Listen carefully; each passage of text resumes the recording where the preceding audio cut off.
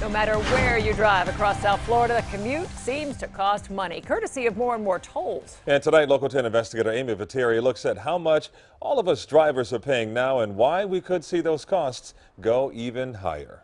It's just another expense for us. A lot of money that could be used on other things for my family. South Florida drivers we talk to say these days it's more money more often on tolls. It's about $300 to $400 a month. For a commute, Maribel Masvidal says is bumper to bumper from Homestead to her job in South Miami. Sometimes even 2 hours, which is really ridiculous. Anywhere from $225 to $250. That's what Oscar Boras estimates he spends monthly traveling around Miami-Dade County as a property manager. Now it's like every exit you get off on, you're more than likely going to hit with the tolls. Drivers aren't imagining the increase. In 2012, Florida's Department of Transportation made nearly $609 million in tolls, up 1.5% from the year before. In 2015, $866 million in tolls, a 9% jump in 1 year.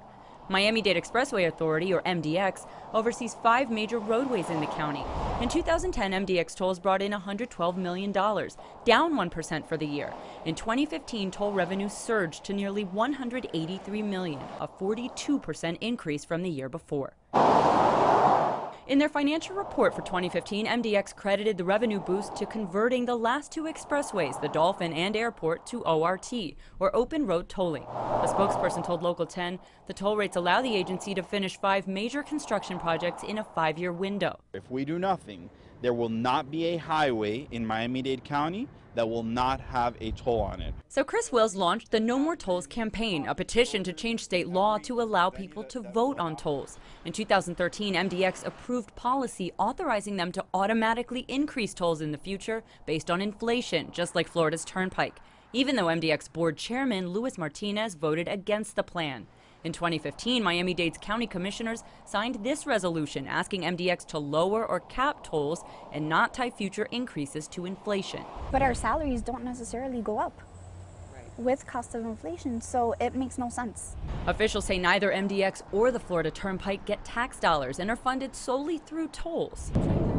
Interstates like I-95 get gas tax funding, except for the controversial express lanes, currently expanding into Broward County and paid for with a congestion-based toll. It basically gives us a management tool for trying to keep at least 2 lanes in the entire corridor free-flowing at all times. But drivers say it doesn't always work, so we hopped on the express lanes during one weekday evening commute at the maximum price cap. We paid $10.50 right around 5 o'clock p.m. to get on the express lanes, but right now, I'm at a complete stop.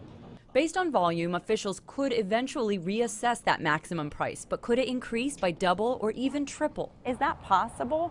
I can't speculate what the future is going to hold. But I really it's not can't. impossible that the toll would reach that level. I can't speculate at all. I'm not in the business of trying to tell the future. Florida's Turnpike Enterprise oversees tolling on state DOT roads. Spokesperson Chad Huff says drivers forget there's no such thing as a free road, and many prefer tolls to taxes. Using a toll road is a choice. There is always a free alternate to the toll road. Some drivers say those alternate routes are dwindling. Congestion and cost have their commutes at a breaking point. Eventually do want to move more north and even out of Miami-Dade, period. Because the traffic situation is it's horrendous. Amy Viteri, Local 10 News. Amy, thanks a lot. The MDX board chairman declined our request for an interview, but said over the next 10 to 20 years, the agency hopes to be part of a more public transit options.